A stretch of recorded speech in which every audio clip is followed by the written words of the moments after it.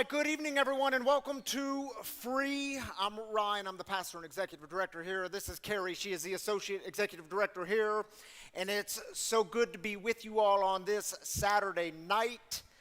And welcome to all of you joining us online, wherever you're joining us from, whatever state or treatment center, sober living, or your living room, or your kitchen, or your bathroom, wherever you're joining us from. We're glad you're with us tonight. Just to give you all the reminder, this is a community. Did you say always? Yes. You just have a way of making it awkward. I try to make things awkward. This is a community for addicts, loved ones of addicts, and spiritual refugees. And what we do here is break the silence of addiction while creating space for healing, recovery, and spiritual connection. And there is always one thing we don't do in this community. Y'all can shout it out. If you're at home, shout it out. Make it really awkward. Shout it out on the count of three. 1, 2, 3. We don't do shame. Carrie, tell us some things coming up that they might want to know about. Welcome. I feel like that's really loud. Hi, friends. If tonight is your first night here, welcome. We are glad that you're here. Just outside of these doors after service, we would love to get you connected with one of our welcome bags. We have some volunteers who can meet you just outside of these doors, and they'll get you a little welcome bag. Inside that welcome bag, you'll find some fresh roasted Wagon Coffee by the extraordinary Tammy Canaday and her team at Wagon Coffee. You'll get some free swag, and you'll see a meeting schedule in there. If you flip that schedule over, you'll see a QR code. If you scan that QR code, you'll get connected to all the different ways that you can get informed. You can get our app on there. You can watch past storytellers on there. You can hear past sermons on there. You can also sign up for our newsletter. The newsletter is how you stay informed of all the different events we have going on during the week, as well as like who the guest storyteller is. It's a great way to stay connected. So for example, if you were on that newsletter, you would know who we have as a guest storyteller tonight. And I'm not going to go into too much about this announcement because I have a feeling our guest storyteller can talk probably a little bit better about it, but I will go over it briefly. That this coming Friday, the Colorado Artist in Recovery is, they're putting on an art show here in this building, and this entire place is going to be filled with extremely talented artists. There's going to be musicians, all sorts of different. You can buy their art. There'll be free food, free music. It's a great way to get community. Come. It's a free event. You'll find out a little bit more about all the different offerings Colorado and Artists in Recovery Sounds have. like it's going to be a real art show. It's like a real art show with real artists. It's very cool. Y'all should come to it. And it's going to be from 5 until 8 p.m. here in this building. You can also find more information on our website. And this one, guys, is super, super fun. We are having a Family Feud-like game show night. Yeah, we had to put the like in we there had for copyright infringements, but this is going to be, don't worry, you do not have to come with your family of origin or anyone that you're related to. You can just come, some of you might like your family, but if you don't, that's okay too. You can come with your friends, you can come by yourself, and we can get you partnered up on teams. But we're gonna basically have a real life, game show type competition here. It's gonna be fun. If you guys know Ben Michaels, he was our guest storyteller. I always say a few weeks ago, maybe it was a few months ago, maybe it was a year ago, but recently in my mind, he was just our guest storyteller. It was 2026. Yeah, so a few months ago. Okay, see, I got it this time. Anyhow, that is on April 20th from 6 to 8. You can find out more information about, I think there's, just how to sign up. I think you just show up. You don't have to do anything. It's going to be fun. Is that it? That's all you got for me. Okay, thank you, Carrie. You're welcome. All right, y'all. Well, the way we get started here on a Saturday night is with celebrations. We get to celebrate together. One of the most profound parts of our evening together. Maybe you're here and you're celebrating a sobriety anniversary or birthday or whatever the new thing in your life or recovery is, and God joins with us in these celebrations, and we get to cheer for each other, root for each other. All you have to do is raise up your hand, and Annie will get you a mic on this side. Who else has a Josh has a mic on this side. And by the way, if you're joining us online, drop your celebrations in the YouTube comments or the Facebook comments. We'll join with you there. We take 3 minutes for this. Nothing too big, nothing too small. We take it all. I should say, there is nothing too big or too small. We take it all. All right, let's take 3 minutes.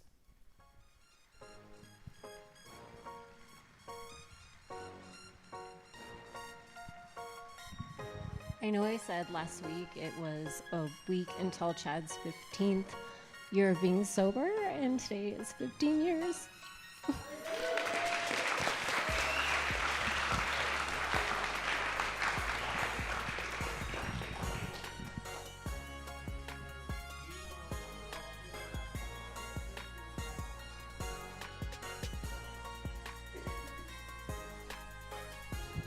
My name is Gino, and I turned 80 this year, last week, and I didn't have to have a party. I went to see Earth, Wind, and Fire with my best friends. All right. Happy birthday, Gino. It's a good celebration. Hi, I'm Jeffrey, and today's 625 days sober. And we signed a lease on the location for our indoor golf franchise on Thursday. So actually happening, and we'll keep you updated on that. Beautiful stuff, Jeffrey. Love it. I want to echo my daughter's sentiments for Chad. In fact, I wrote something to him earlier. I just kind of want to read it because I think it's a cool thing. But anyway, my favorite son-in-law here, and my least favorite, is the only one I've got. So, All right.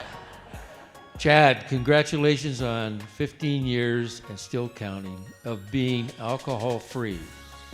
I put that up there in high esteem, along with your recent honor of receiving the Rocky Mountain Athletic Conference Hall of Fame Award about 2 weeks ago. Truly be proud. By the way, that award they won the national title 30 years ago. So the team went 34-0, and they got recognized down in Colorado Springs. Beautiful. Anyway, I'm not done here. I got to get back to my A list. couple more because we've got others to celebrate. And we only have 45 seconds. Okay, 3 seconds. Okay.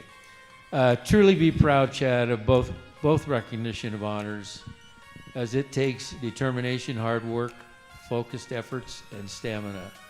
Anyway, congratulations, and know that I look forward to your attention to details and perseverance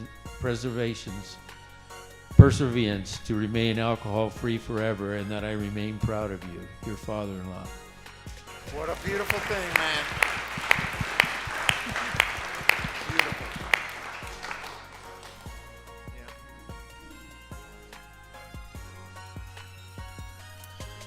Others, all the way in the back. I think I see a hand up. Josh, all the way in the back. We got time for it.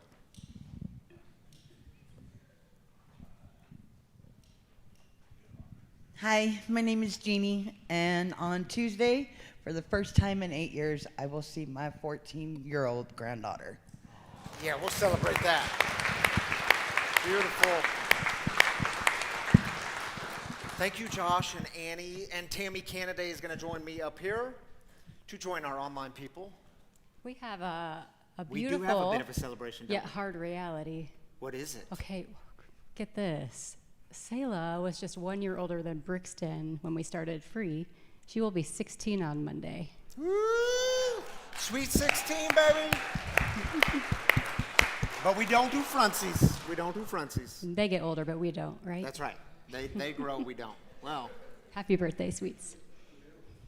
all right. You want to take the first one? Yes. All right. Evan says 133 days sober. Way to go, Evan. Congratulations, man. Hugo says, celebrating 3 months sober. Way to go, Hugo. The Phoenix Jess says, I celebrated 9 years of continuous sobriety on 7/4. We got this. We got this. Way to go, Jess. Happy 9 years.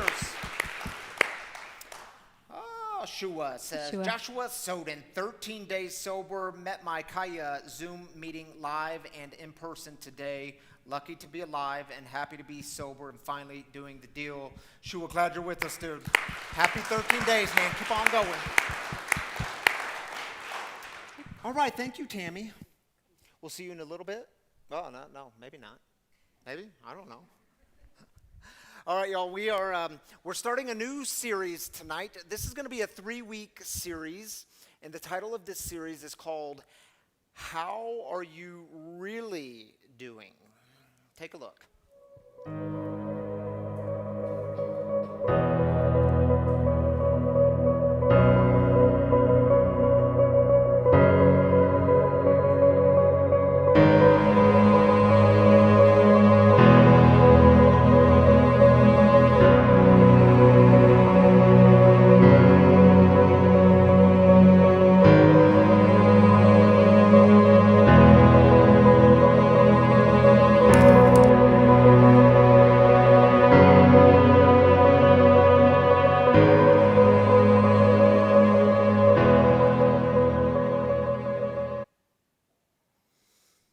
Yeah, so I saw this commercial a couple of weeks back, and on this commercial, it was advertising a pill that you could take to fix your alcoholism.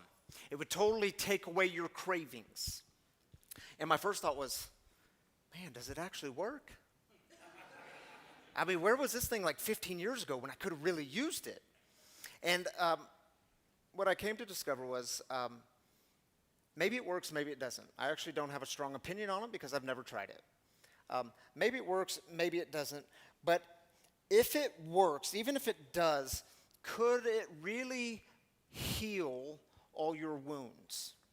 Like, think about it. If you could just take a pill, if there was a pill you could take to take away all your cravings, all of negative cravings in your life, would you all of a sudden just become whole again? And y'all, I had to realize that was, in recovery, I realized that's what the drink gave me. I mean, for so long, like my entire life since I was 5 years old, I hated the way I felt. And what I could do is take a drink or take this substance and put it into my body, and it would immediately change the outcome. It would immediately change the way I would feel. And I really liked that change. And that's what the drink gave me, and I could go on and play a different role. And what I've learned, what I can tell you today in my recovery is I actually get to sit with these feelings. And I use that language intentionally of get to because sometimes I have to psych myself up for it. Because sometimes the feeling is so uncomfortable. Sometimes it brings me so much discomfort. And today I'm reminded I get to sit with those feelings. And on my best days and my best moments, there is no role to play. See, take away all the cravings, all the ones that bring you the negative things in your life. Take away all the cravings. Okay, great. But you still have to deal with everything happening in here. That's what recovery is. We deal with the inner life. We deal with what's happening in here. And let's talk for a moment about hypocrites. Because we hate hypocrites, don't we? I mean, they're an easy group to hate. We hate hypocrites. It's very interesting to me that hypocrisy is one of the things that keeps people out of churches. It keeps people away from recovery meetings. Hypocrisy keeps people out of community life. And what do we say? Those people, and it's always those people, they say they believe one thing, but then they act differently. They say they think this, but then they do this. They say they're this way on Sunday mornings, but then Monday mornings they're a different person, and it's always those people. And of course, we are never the hypocrite, are we? This is interesting. The word hypocrite, it's a Greek word, and it simply means actor, someone playing a role. So yeah, if you think all the way back to like ancient Greek theater, the hypocrite was the actor. They were playing a role. In ancient Greek theater, they would often have these large masks that they would put on. They would wear these masks and change them out throughout the play, throughout the show. And some of these masks would be like the mask of anger, or sometimes it's the one who's grieving, or sometimes it's the one who's happy. And I mentioned this to you to remind you to think about your life. Now, think about your own life and how often do we turn towards hypocrisy? We're playing a role. We become the actor. And why do we do this? Is it because we're too afraid? We are so afraid of being truly seen and truly known. And I think the question in this series of how are you really doing, I think it's a really important question. I think it's actually one that demands a great deal of honesty. But maybe we need to start with the question that's actually underneath that question, and that it is, where are you? Yeah, where are you? Because is it true? Sometimes it's easier to hide. It seems like the best option is hiding in a world that feels really unsafe. And hiding is the thing we do when we're so afraid. February 17th, 2001, I received a phone call. And it was from who used to be my stepfather. And I'll never forget the first words he said to me when I answered the phone. I answered the phone and he says, "Ryan, where are you?"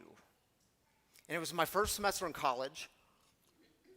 And it was like mid-morning Saturday morning, and I was taking a nap in my dorm room. And I told him, I said, "I just woke up. In fact, you woke me up from this nap. I'm in my dorm room." And then he says to me, "Are you alone?"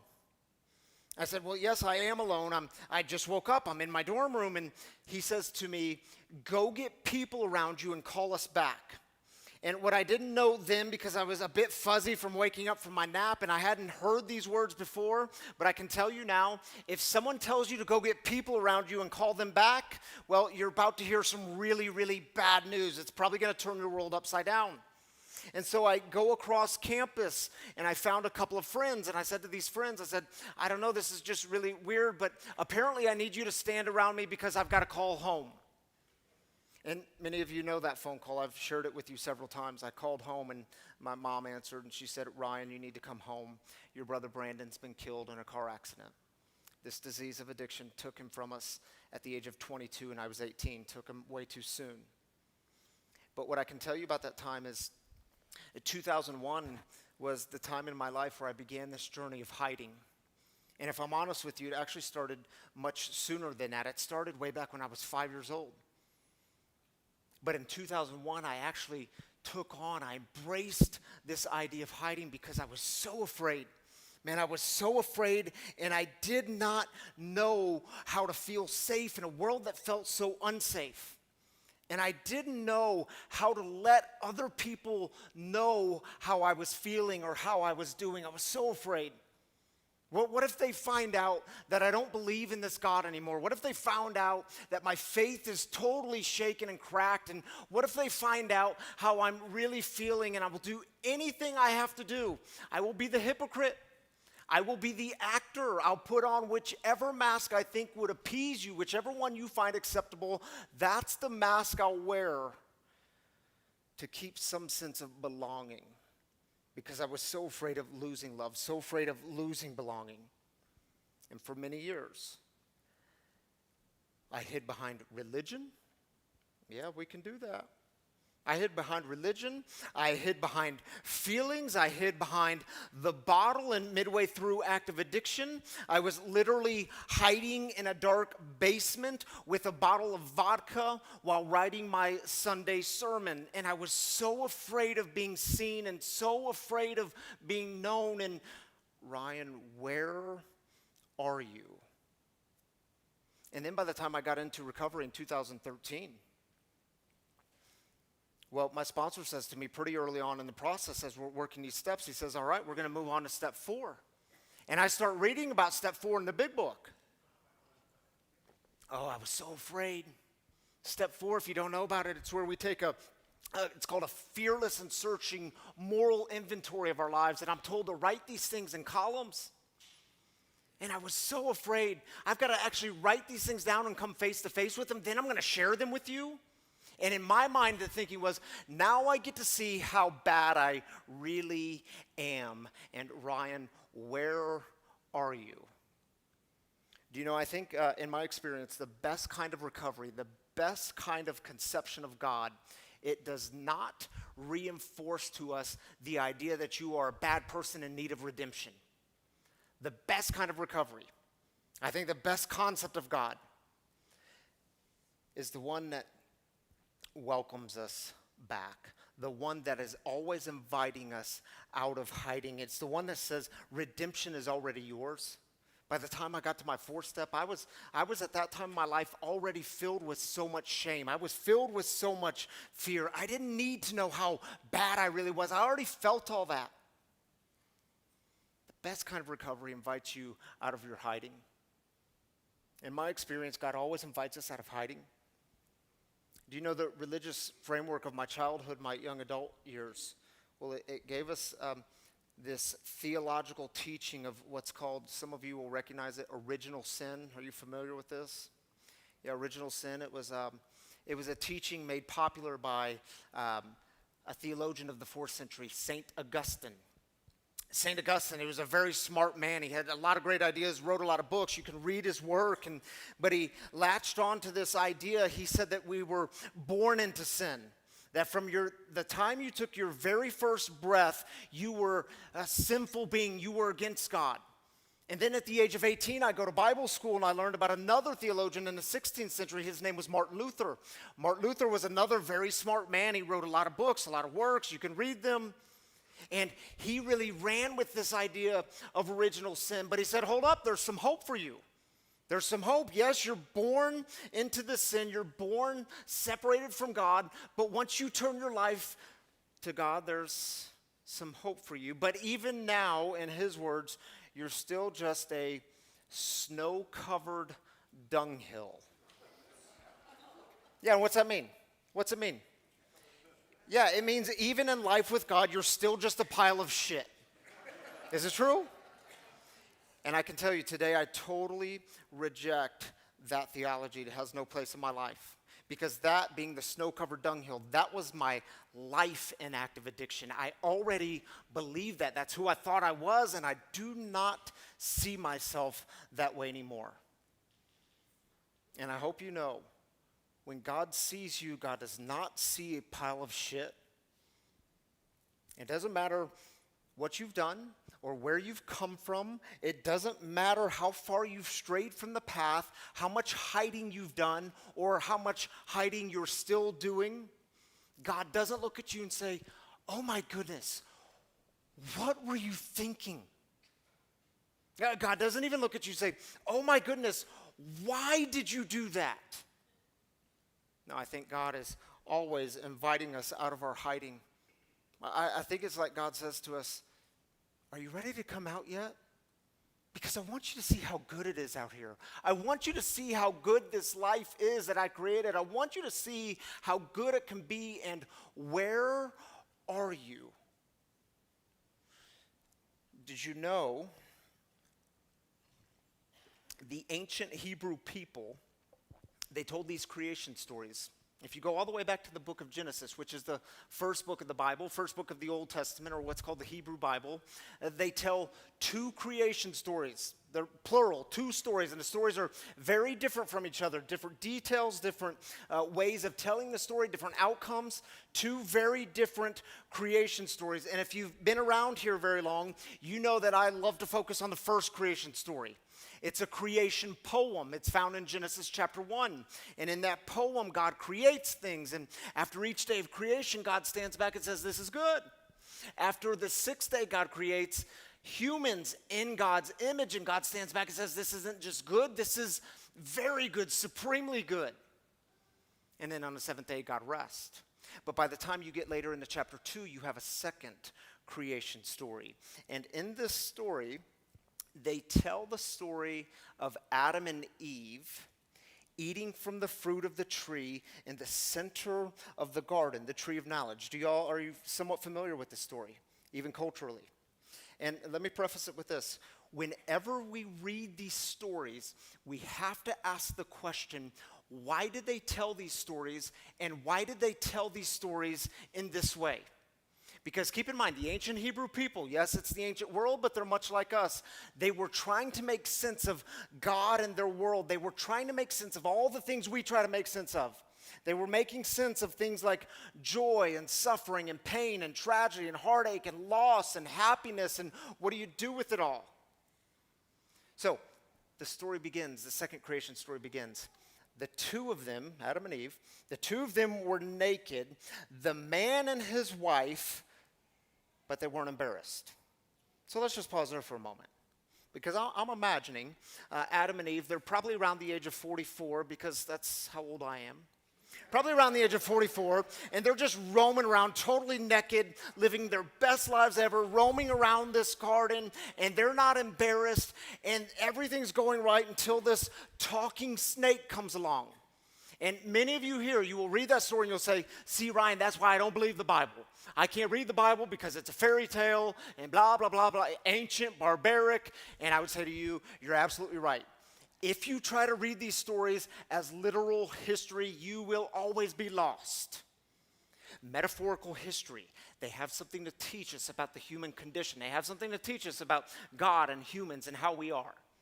So this talking snake comes along in the garden, and this snake says to Adam and Eve, look, man, I know God told you not to eat the fruit on that tree. That apple's a big no-no. But that's just because God's an egomaniac. That's because God is full of fear, and God thinks if you eat that, you're going to be like God, and God doesn't want that. God just wants to take away all your fun. Come on, what's the worst thing that could happen? Just eat the apple. So they eat the apple. And then they look down, and they see that they're totally buck naked. And they start sewing some fig leaves together.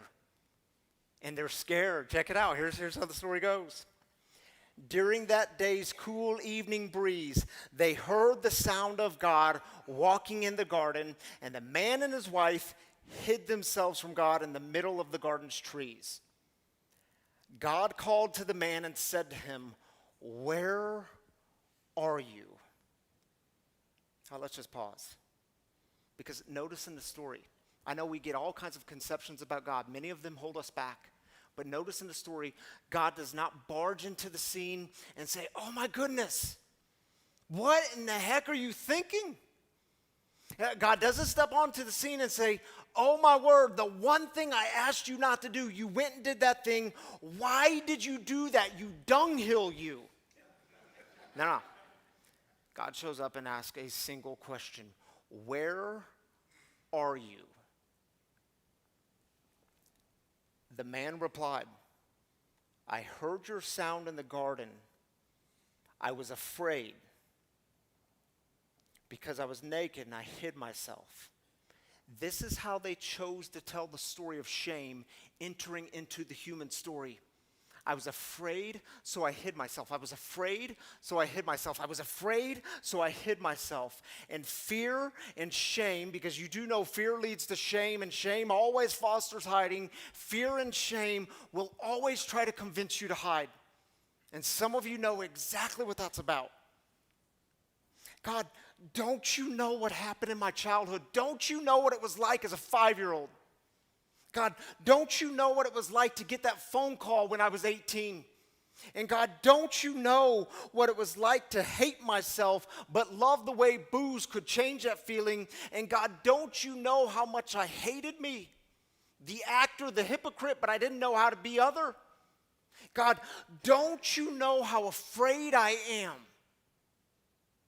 Of course I have to hide. Because if they see me, or if you see me, or if I see me, and where are you? Where are you? And can't you imagine God saying, wait a minute, you guys were afraid for me to see the real you? Man, I created you. There is nothing you could ever do to make me not want to be around you. It's very interesting to me, Selah, who's going to be 16 in 2 days, from what I hear. Selah, just a few days ago, we were sitting at our kitchen table, and she says, out of nowhere, she says, Mom, Poppy, is there anything I could ever do to make you not want to be around me? And Tammy, of course, pipes up first. And she says, baby, of course, there's nothing you could ever do to make us not want to be around you. I mean, why would you even ask that question? And there's nothing you could do. We're always going to want to be around you. And then when Tammy looked at me to answer the question, well, my first thought was, baby, what'd you do? Well, what do you need to tell us? And I think, I can tell you I know that girl's heart. And I think it was a very honest and genuine question. And I said, there are some things you could do. theoretically, hypothetically speaking, there are things you could do that would prevent us from being around you. You could go create a big mess. You could end up in prison. That would prevent us from being around you. There are things you could do to prevent that. But I can't imagine that there's anything she could do or any of my kids that they could do to make us no longer want to be around them. And y'all, I point that out to say, sometimes I hear good religious folk, they talk about God the Father. And in the text, God is also described as God the Mother. We have female imagery too, but God the Father, and I like the image of God as parent, and they talk how good God the Father is, but I think, tell me what's so good about this God? I mean, what's so good about this God that this God could actually stop loving God's kids? I mean, we could never stop loving our kids, but this God could? What's so good about a God who could see God's own kids as just snow-covered dunghills? And today I believe, because my experiences have proven it to be true, that God is good. God is good. My experience also tells me that God doesn't do shame, but God always invites us out of our hiding and where are you? And I'll close with this. Notice in the story that God doesn't shame them out. God doesn't threaten them out. God doesn't manipulate them out. God simply asks a question, where are you? And I think God still asks that question today. Where are you? Where are you? Because the truth is, some of you walked in tonight and you're totally exhausted. You are totally exhausted even in your recovery. You got clean and sober, and in your recovery, you've been playing a role. You've been doing some acting. You're the hypocrite. You've been hiding behind this mask, and you interchange these masks. And maybe for some of you, you received messages even as a young kid that what your role is, the mask you need to wear, you need to be the strong husband or the strong father. And you don't feel very strong. Or maybe from the time you were a little boy or a little girl, you were told, you know what your role is? Your role is you have to be the good mom or the good son or the good daughter. And the problem is you don't feel like you're doing a very good job at it. I think of all the masks we wear. Maybe you heard the message that you know what you need to do? Your role, because this is going to give you credibility. You know what you need to do? You need to be the successful business person. Then people will see you. Then people will see your things. Oh, you know what you need to do? Maybe some of you, if you grew up in religion, you heard this one. You know what your role is? You are the good Christian, the good religious person. Or maybe for some of you, you got into recovery, and your role became you're going to be the recovery rock star. Man, people look to you for answers. People come to you for wisdom. You sponsor 1,000 different people, and it gives you some kudos, especially in this community. But is it possible that underneath the mask, is it possible you're afraid? And you're so afraid. Is it possible you're grieving? Is it possible you're lost and you're doing some hiding? Is it possible that you're even wondering if you're really worthy of being truly seen and truly known, and you're alone? But you don't want others to know that. You know, the truth is, some of you know some of my story with my stepdad. And I struggle to find good words to say. Because the truth is, some of his behavior and some of his actions put a lot of fear into me. The kind of fear that made me question everything about my roles. The kind of fear to me as a 35-year-old grown man in recovery at the time, 5 years sober. It made me question my worth. It made me question my worthiness as a son. It made me question my role as a father and a husband.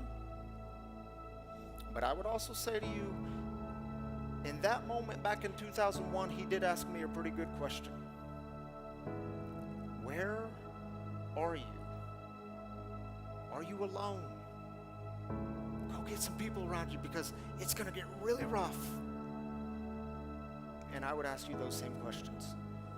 Where are you? Are you alone? Because it might be time to get some people around you, not the people who are going to just hand you another mask to wear, another role to play, but the ones who are going to be honest with you, the ones who are going to literally hold you up in your weakest moments. And maybe tonight, God isn't asking you to quit drinking or quit using or quit being addicted to the addict in your life. Maybe tonight, God isn't asking you to fix your relationship with your partner. Maybe tonight God isn't asking you to be a better religious person and just to follow the rules better. Maybe tonight God is asking you a very simple question, inviting you somewhere, inviting you out. Where are you? So here's what we'll do. We're going to hear a song together. This one goes back all the way to the 1990s. Long time ago. It's called Iris by the Goo Goo Dolls. And we have these Post-its up here with pens because sometimes you just have to write it down. If you want to during the song, of course, this time is yours. You don't have to do anything. You can simply reflect. But if you want to write down a response to that question, where are you? Maybe it's, I'm overwhelmed. Maybe it's, I'm hiding behind anger. Maybe it's, I'm afraid. Maybe it's, however you would answer it. If you want to write it down at the end of the night, you can, by the way, just stick it to the stage, this altar area up here. At the end of the evening, we'll pray over all these where are yous, and this time is yours.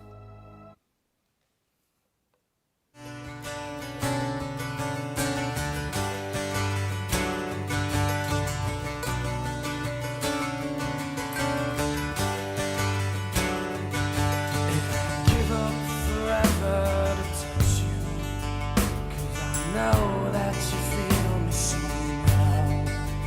You're the closest to heaven that I'll ever be.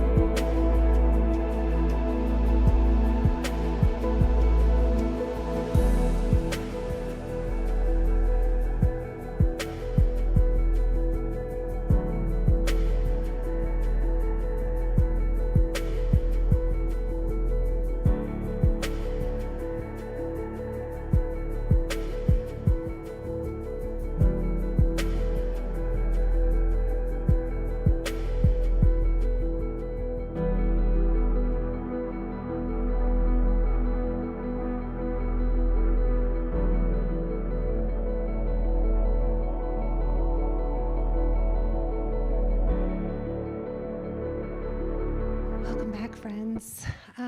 If you are new with us, you should know that every Saturday we invite a community member up into the living room to share a little bit of their story. This one is super exciting because we talk about Colorado Artists in Recovery quite a bit around here. We partner with them on a lot of events. They sponsor events. We have the art show. And some of the individuals that work there are just so fascinating. And I can't wait for you guys to meet our guest storyteller. We have a lot in common, we found out, but it's also, she would just come here and like do her art. She is an artist, and she lovingly jokes that she just kind of hung around and like basically kept asking Darren, like, are you gonna hire me yet? You gonna hire me yet? Until they finally got a position for her. And now she does so much. She is the Peer Navigator for Colorado Artists in Recovery, and she's also the program director. Can you guys do me a favor and help me welcome Kaki up into the living room?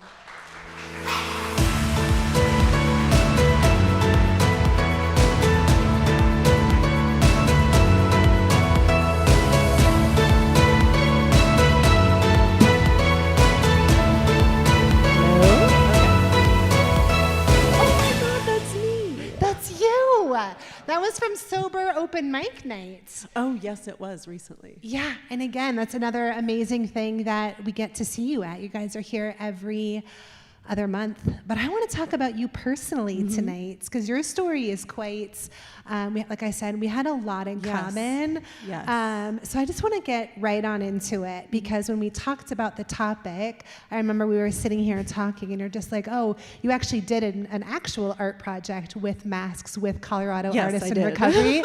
And you're like, oh, this topic is perfect. I've already done it. Right? But I want to talk about specifically, and a lot of you out there may understand, and this might be a lot of your story if you yourself were the addict. Both of us ended up getting sober when our kids were 8. You have 2 kids, but when they were 8 years old. Yeah. Can you tell me a little bit about what did your addiction look like, and that mask of like, what were you like when you were back in those days, like trying to be the mom who just couldn't do it sober? Yeah. I mean, I think, and it even starts when I was really young, right? Who do you want me to be? I can be whoever you want me to be, like just love me, right? And that obviously led to me being an addict. That is a very, very painful thing to like have lingering around you all the time, right? So, you know, I started using drugs and alcohol, I think, before my kids were born, and there was a break because I had to be super mom. I tried to be perfect. I actually didn't drink really, use drugs, and then I hit about, I think my youngest was 3. And the pressure got to be too much, right?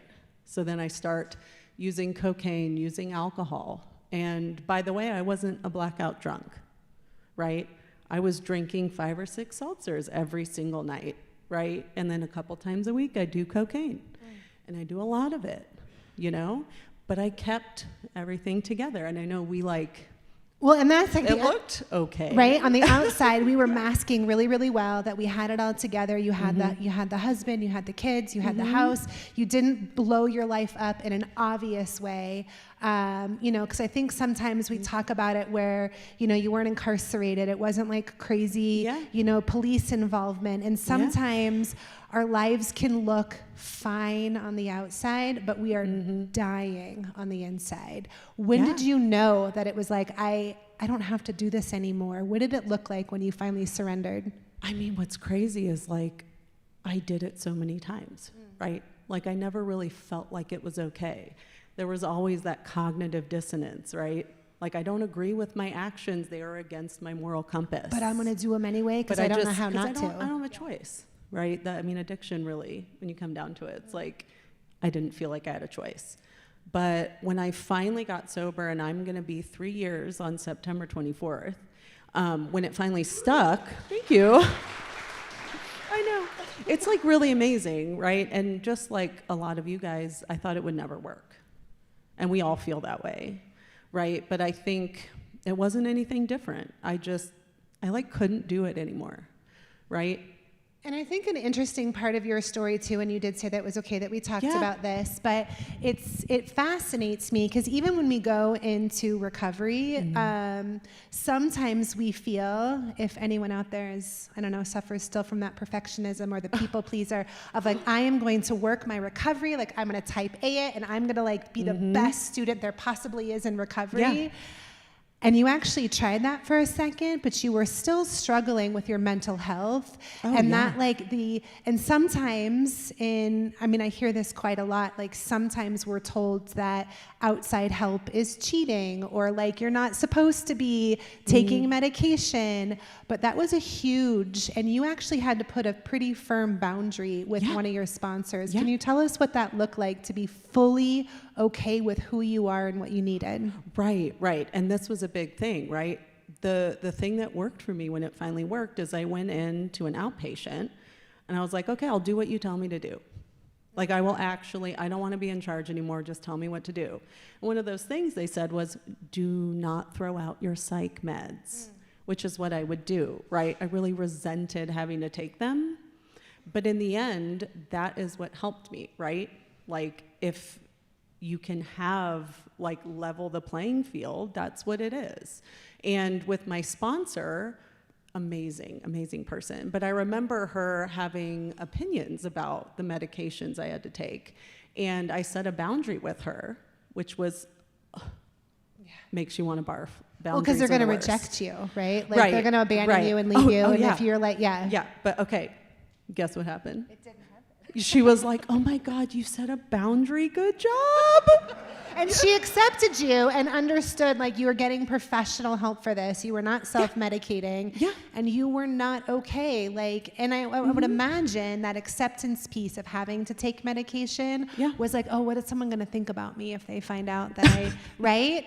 Because it's like part of that is like we're going to judge ourselves because. I know. Well, and now, honestly, like with the mental health stuff, like I'm also like bipolar. The things my brain does, that actually helps me make art, right?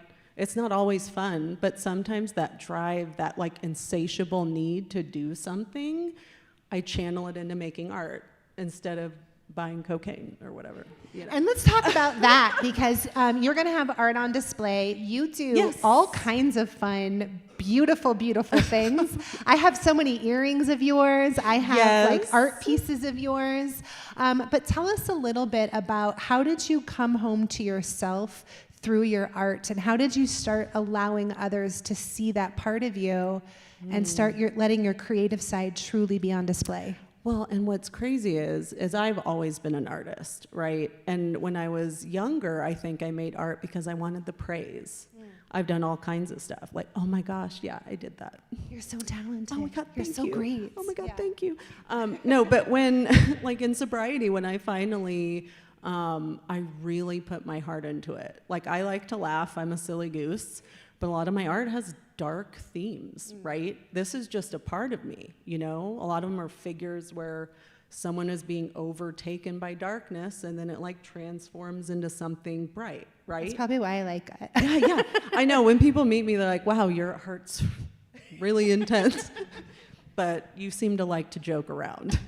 And so tell us what do you do now? Tell us about Colorado Artists in Recovery and how you start, and now you're helping other people do this. Yeah, well, and she is right. I am a personality hire. I really just weaseled my way in. But it's an amazing organization. Like when I first got sober, I started participating in care. Like I was a participant. And it was the first place where I felt like I had a community. I was like, wow, these people are super weird. I love it. Like, and now working for them, like because I'm not hiding like how silly, how like sometimes outrageous I am, that makes me good at my job, right?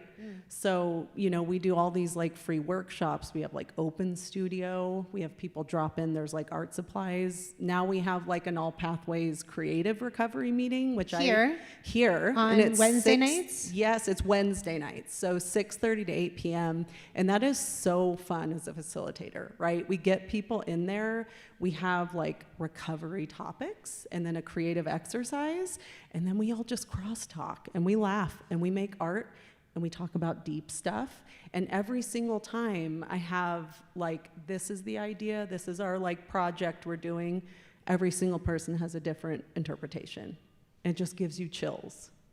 And then what do you say to the person who's out there who's like, oh, that's so nice for you little artistic types. I wish I was creative like you. How, if you're scared of, I'm not talented, I really want to do that, but I can't, what would you say to the person who's in the audience or watching online who wants to participate but is scared they're not good enough? Okay. So first of all, everyone has something to share, right? Every single person. But I mean, I really strongly believe that when you hide the things you could create because you're scared, not everyone's gonna like them, especially like in art. But if you don't share that, like you're really robbing someone of the ability to feel seen by whatever you created. They might connect with it. Not everyone will. But if you don't put it out there, you're robbing people of the chance to see like a part of your soul. And that's really sad for them, right? Which is also so scary, because I don't know if you guys are anything like me, but like the thought that like, oh my God, someone doesn't like me, or someone's, it's like so hard, right? Like to take it personally. And that's the people pleasing, right? And that's the who do you want to be, like the million different masks. But we talked about this before. It's like now, that's how I use that same skill now to just cultivate people feeling comfortable, right? To cultivate environments where people feel safe to create art and share a poem out loud. And like, I just use it for something else now, right? And that's so, and you help so many people. I definitely encourage everyone here to go check out their website. If y'all walk down the hallway towards the cafe, towards the back, you'll see all the different flyers. The meetings are up there. Also on our calendar, all the ones that are here. But there's so much that you guys offer. But I want to circle back and kind of close with this. You also said this was okay to talk about, so I hope this is a hard one where it's like, and where are you today? And because your life is not always. I want you to specifically talk about your son, and like to circle back to the motherhood piece, because your journey isn't an easy one as a mom, and even in recovery, having a strong foundation, you still have to live with a tremendous amount of unknown, uncertainty, and there are days where you are still not okay. Where are you today, and how do you handle those situations? And tell us a little bit about them, like as a mom today, what does it look like? Yeah, so, I have a 13-year-old son and an 11-year-old daughter. And during my addiction, my son has a life-limiting disability. He's in a wheelchair. He has a progressive illness, And like some days I'm not okay. And when we did that little mask thing, I do the activities too, because it's only fair. I talked about, I like to make other people feel comfortable about like how sad the situation can be. It's not always, but, in recovery, I used to use it as an excuse. Like if your life was as sad as mine, you'd want to get, messed up too.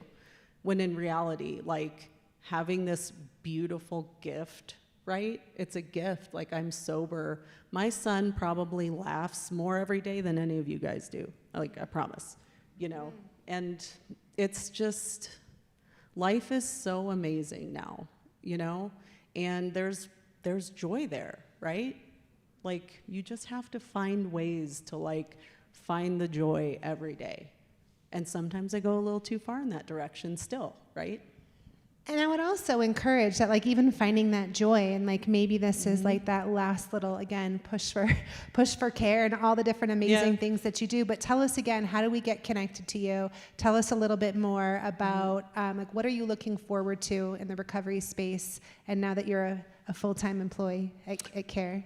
Yeah, so I mean, I basically just look forward to reaching more and more people, right? Like the drop-in workshops we have, like I said, like the open studio, that's the second and fourth Sunday here at Free from 11 to 2, and we see new people in recovery coming every time and connecting and making friends and making art. And you guys should really check some of our stuff out. You know, it's a great community. It's very welcoming, and they're inclusive, safe spaces, and we just create together. And you watch artists, like at the art show, people I knew when they first started, oh, I don't know if I'm an artist. But then you see their stuff, you're like, of course you are. Yeah. And will you be selling earrings next Friday? I'm always selling I'm just asking for a friend. But you're going to stick around, and then in Yeah, the I'll be cafe, here. you have a table out there with more Yeah. information. You have the flyers out there. Yep. You have some really cool swag out there. The keychains. The keychains I are made like them. the cutest thing ever. Yeah. I know, right? I They're know. amazing. Yeah. But can you guys do me a favor and please thank Kaki for being up here? Thank you guys so much for letting me share.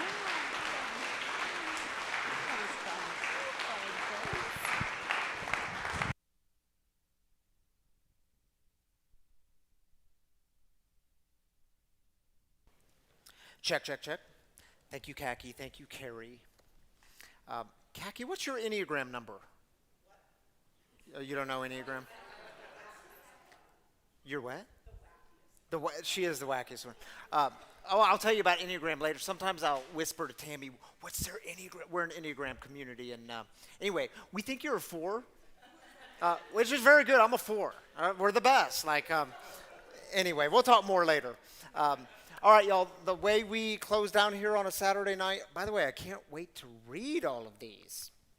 The way we close down on a Saturday night is with what we call the heartaches, kind of like celebrations, except like really opposite. But we do them the same way. We take 3 minutes for this. Maybe you're carrying a burden tonight. Maybe it's one you've been hiding behind. Maybe it's like the first time tonight is like the first time you'll put words to it. But it's our opportunity, if you need some prayer, some encouragement, some lifting up from the community. That's what this time is for, 3 minutes. And remember, God hears the cries of the people. I believe that. So do we have mics? Who has a mic? Josh does again. Does Annie have? No, Matthew does. Matthew and Josh? We don't need Annie? Okay. You just take this side. Matt will take this side. Josh will take this side. And again, if you're joining us online on Facebook or YouTube, drop your heartaches in the comments there, and we'll join with you there. 3 minutes for this. This time is yours.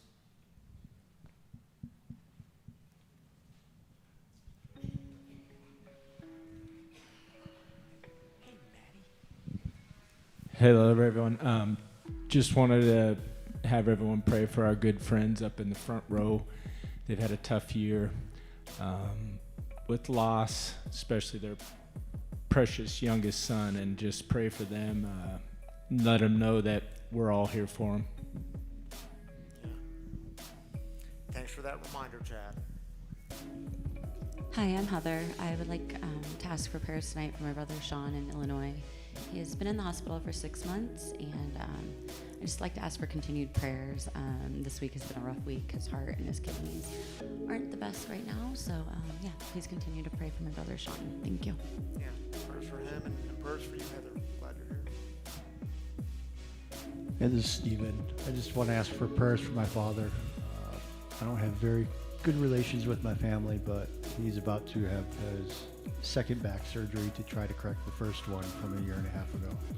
And he spent more of the last year and a half not walking than walking. So just prayers for it to go well. Yeah. Prayers for your dad. Thank you, Steve.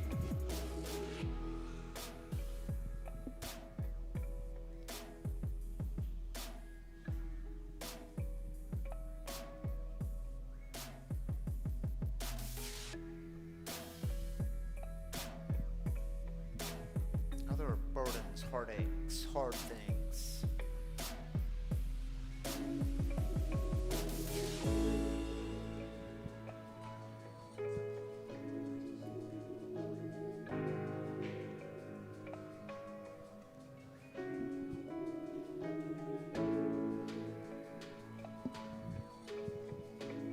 Well, I would cut it off soon, but we have the online people would be cutting them off a minute early too, Matthew.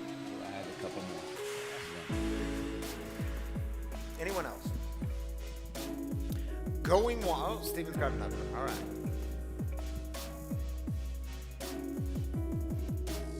Steven again, on that note, some prayers for my mother's recovery as well from her valve replacement on her heart last week.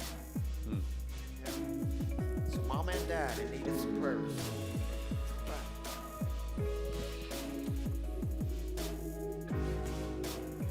All right, well, thank you, Josh and Matt. Matt, you want to join me up here to join some online people? Sure. Come on up, big guy. You want to take the first one? You got to turn the mic on. We don't have any heartaches online? Wow, we were heavy on the celebrations tonight, which is a good thing, but no heartaches. All right. Thanks for trying, though. Maybe next time. When they say get around people, I'm with you. Thank you, Matthew. Can I tell a cool story about that? Not about you, but a cool story about that. Chad, you're celebrating 15 years. Let me tell you, so Chad was in the meetings that I was going to when I first got sober. Those early 6:45 a.m. meetings, and it's only Chad's second time here, right? We reconnected. We saw each other. When was that? It was at the Recovery Resource Fair, was it? Oh, it was Chris's funeral. Yeah. Yeah, we reconnected then, and I just have to tell you, Chad was one of those guys that, because you're like a year and a half ahead of me, and I'd look at this dude and think, man, he's here all the time. I wonder if I could do what he's doing. And here you are 15 years later doing the thing, and that's, yeah. Yeah. Very cool thing. All right, y'all. Well, if you've been impacted by the mission in this community, the mission of breaking the silence of addiction, creating space for healing, recovery, and spiritual connection, you should know that here at Free, we do rely upon your generous giving. We are funded by you, the people, and I know many of you here, you've made that a practice in your life, a sacrificial practice in your life of giving, and I hope you know how grateful we are for it. If you want to give to Free, there's a few different ways you can do it. You can download the app. All of our content's on there, Guest Storytellers messages, and there's a giving button. You can give, same thing on the website, freerecoverycommunity.com. You can give one time, or you can set it up to be recurring. It truly makes a big difference here. We're really grateful for it. Even little amounts and lots of people, it makes a big difference. And there's giving boxes just outside these doors for those of you in person, if you still carry around things like cash and checks. We accept those things here. And the Kind Kiosk, don't forget about the Kind Kiosk. It's the one-tap system just out these doors on the right. You can do one tap. It's a taparoo system. I don't know. Go have fun with it and give all you can. How about that?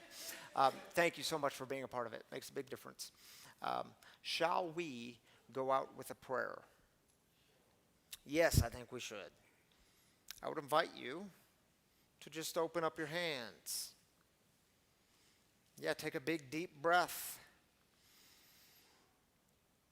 Welcome Spirit, God, universe, energy in. The one who invites you out of hiding. Yeah. Just keep breathing. And we'll pray this simple, beautiful prayer together. It's on your screen if you don't know it. And it goes like this. God, grant me the serenity to accept the things I cannot change, the courage to change the things I can, and the wisdom to know the difference. Amen. Grace and peace to you all. See you next time.